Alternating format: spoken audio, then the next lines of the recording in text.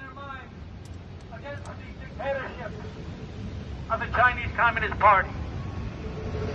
The Taiwanese people have such an important economy that faces and serves the rest of the world are every day threatened with violence and saber-rattling by the Chinese Communist Party military.